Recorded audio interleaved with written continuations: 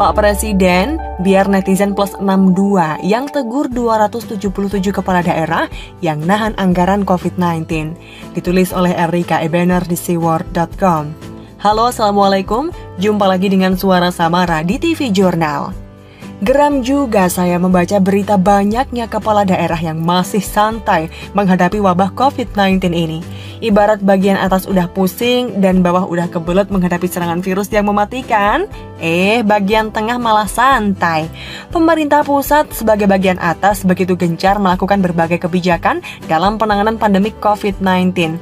Berulang-ulang Presiden mengumumkan bahwa pemerintah telah menggelontorkan anggaran bantuan kepada rakyat.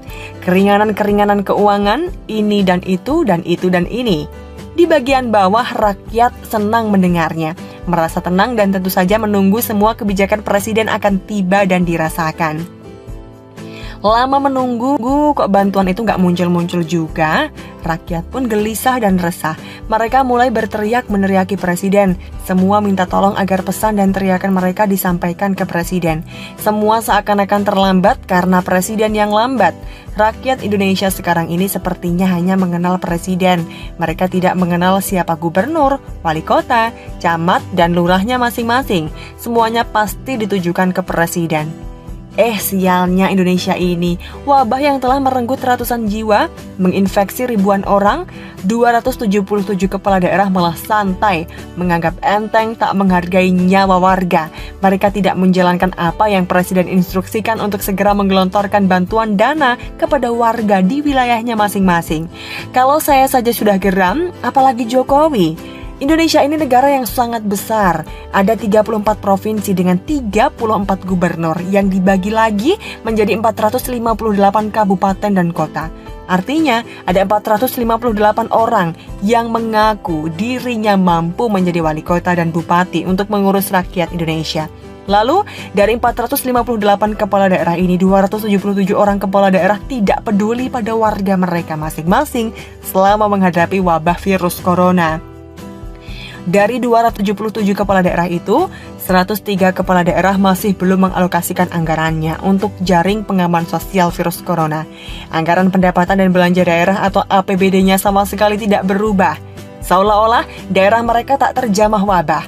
140 daerah ditemukan masih belum menggelontorkan anggaran untuk menangani dampak ekonomi yang ditimbulkan oleh virus corona. Padahal, dana dari pusat sudah mereka terima. Dan yang lebih parah, 34 daerah bahkan belum menyampaikan data anggaran untuk menangani COVID-19.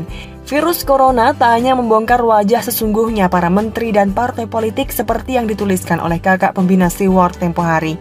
Tapi lebih jauh dari itu, virus corona juga telah membongkar kebusukan hati, simpati dan empati para kepala daerah terhadap warganya.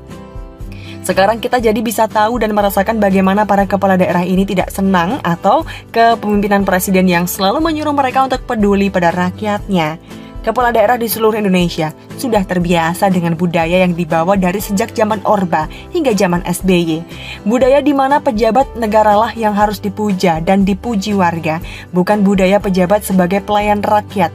Presiden adalah seorang kepala negara, bukanlah seorang Superman atau seorang peri yang memiliki tongkat ajaib yang bisa mewujudkan apapun yang dia inginkan atau yang orang lain minta.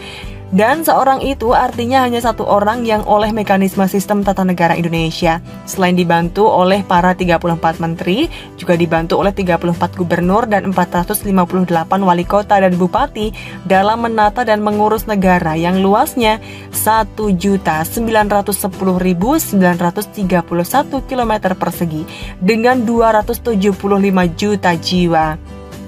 Dalam situasi yang sangat genting seperti serangan wabah corona seperti ini, di mana dampak lain dari wabah juga mengancam ketahanan ekonomi rakyat, 277 kepala daerah cuek dan masih santai terhadap penderitaan rakyat Indonesia akibat wabah corona. Presiden Jokowi memang sudah memerintahkan Menteri Dalam Negeri dan Menteri Keuangan untuk menegur semua kepala daerah yang masih santai dan cuek itu. Tapi saya yakin selama nama-nama mereka tidak dibuka ke publik, para kepala daerah itu pasti masih akan ada yang tidak peduli. Kalau saya boleh saran kepada Bapak Presiden Jokowi, lebih baik menegur kepala daerah itu diserahkan pada netizen plus 62 saja.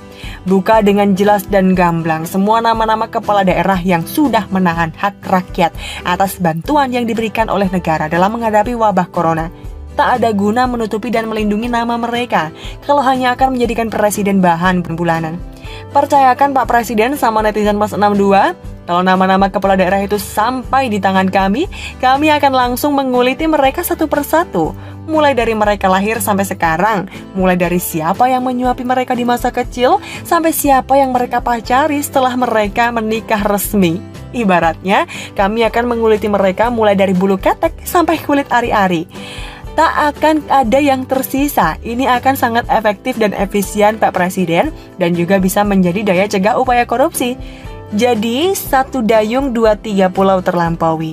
Membuka nama-nama kepala daerah yang lalai dan abai terhadap kewajiban yang harus dilakukan bukan berarti mempermalukan mereka, tetapi menginformasikan warga kalau kepala daerahnya sudah lalai dan abai.